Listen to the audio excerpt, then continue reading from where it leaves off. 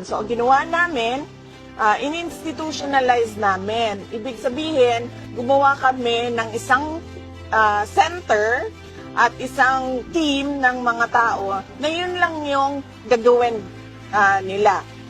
Itong mga tao na ito ay araw-araw nagmo-monitor kung saan merong emergency, saan merong disaster sa buong Pilipinas. Pagkatapos itong mga tao na ito, pag nakita nila sa mga reports na merong kailangan bigyan ng tulong or merong nag-request ng relief kahit saan man, binabaton nila sa satellite offices natin.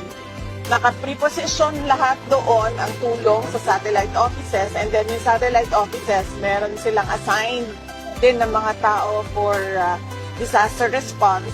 Tapos sila na yung pupunta kung saan man kailangan pumunta yung tulong at opisina. So meron silang standard operating procedures na ginawa namin para susundan nila yon.